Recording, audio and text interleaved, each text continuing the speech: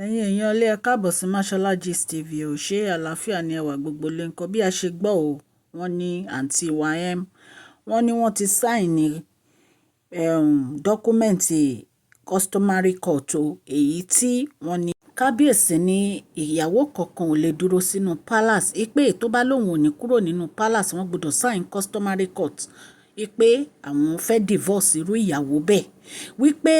nǹkan tí àwọn fẹ́ òun ni wípé kí wọ́n kó lọ sí ilé tí àwọn rà fún wọn ibẹ̀ ni kí wọ́n máa gbé wípé àwọn ò ní intention láti divorce ìyàwó kankan tí wọ́n bá ti ṣe nǹkan táwọn ní kan ṣe wípé ṣùgbọ́n ìyàwó tó bá lóun ò ní kó lọ sí ilé táwọn rà fún wọn kan sign ní divorce paper láti ọ̀dọ̀ àwọn representative customary court so ní ìsìn wọn ní àǹtí ym ti sign pé òun máa kó lọ sí ilé èyí tí kábíyèsí rà fún wọn nǹkan tí a gbọ́ nìyẹn a dẹ̀ rí pé ọlọ́run ti ń gbàkóso gbogbo ọ̀rọ̀ yìí nítorí pé queen Naomi wọ́n ti ń win ní battle yìí a dẹ̀ mọ̀ pé ní agbára ọlọ́run wọ́n máa win battle yìí tán ni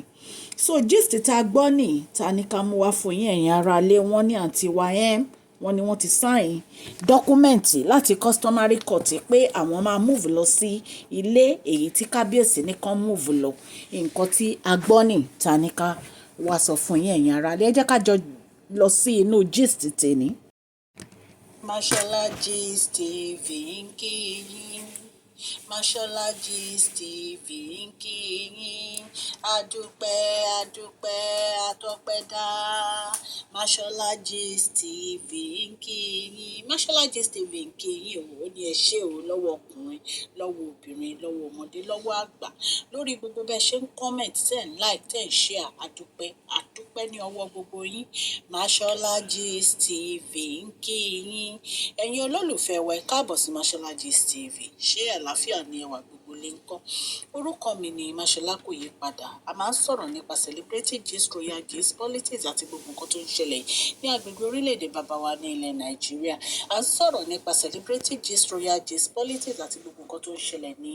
orílẹ̀-èdè wa ẹ̀yin èèyàn lè tẹ́ bá ti subscribe ẹ tẹ notification bell kẹ́ ẹ subscribe so that a bá ti post any gist ẹ máa rí à ń sọ Yorùbá lórí channel yìí nítorí pé a fẹ́ gbàgbé àṣà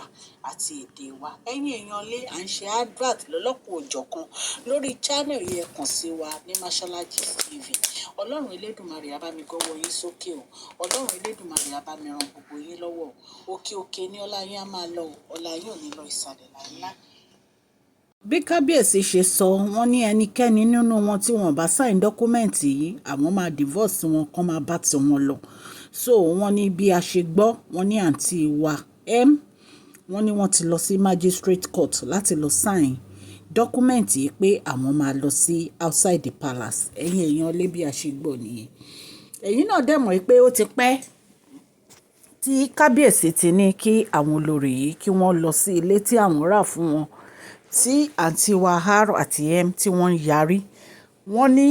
àwọn gangan ni wọ́n jẹ́ kí àwọn ìyàwó míì kan gbé ìgbésẹ̀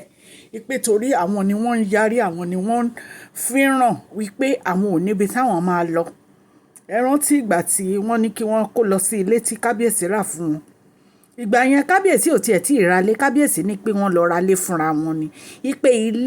ilé tí wọ́n bá rí àwọn máa sanwó ẹ̀ ṣe rí bí kábíyèsí ṣe fún wọn ní blank check ní kábíyèsí fún wọn nígbà yẹn wọ́n ní ilé tí wọ́n bá rí àwọn máa sanwó ẹ̀ ìgbà yẹn ní olórí Tèmítọ́pẹ́ ralé ṣé ti rí pélé méjì ní olórí Tèmítọ́pẹ́ nírìn sí wọ́n ralé wọ́n dẹ̀ tún ra ilé fún wọn wọ́n tún fún wọn ní èyí tí wọ́n rà fún wọn náà so àwọn tí wọ́n ti ralé nínú wọn wọ́n smart ṣùgbọ́n àwọn tí wọ́n ralé ní ìsìn ilé tí kábíyèsí rà fún wọn ni wọ́n máa move lọ so wọ́n ní àǹtí wa ti lọ sign dọ́kúmẹ́ǹtì yìí láti move lọ sí ilé tí kábíyèsí rà fún wọn nítorí pé time ò sí ẹ rántí pé àwọn tí wọ́n fẹ́ clean the palace wọ́n ti ń wá wọ́n ti ní kí gbogbo wọn kó ẹrù wọn kán máa lọ recently gist ta ṣe o ní a gbọ́ pé wọ́n ń tò àwọn mọ́tò wọn lẹ́yìn yìí gbogbo ibi car park wọn car lodge èyí tí wọ́n ní kábíyèsí ti yọ gbogbo ẹ̀ pé kán lọ máa fix ẹ̀ sí ilé wọn wọ́n ní àwọn fẹ́ clean gbogbo inú palace wọ́n fẹ́ change curtain oríṣiríṣi nǹkan renovation ni wọ́n ń ṣe nínú palace ní ìsìn láti welcome queen wa Queen Naomi back to the palace. Ṣùgbọ́n gist tá a gbọ́ lọ́wọ́lọ́wọ́ ò ní pé àǹtí wa ti sign document láti magistrate court láti move lọ sí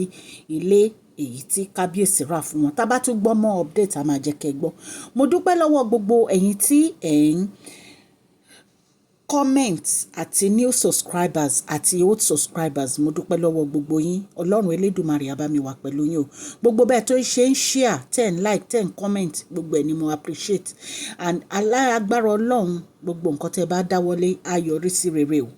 Ẹ ní fi ọwọ́ gbọ́mọ sí o. Òkè òkè ni ọlá yín á máa lọ o. Ọlá yín ò ní lọ ìsàlẹ̀ láéláé. Mo dúpẹ́, mo tú ọpẹ́ dá. Please share this video, like and subscribe. God Almighty will bless you all.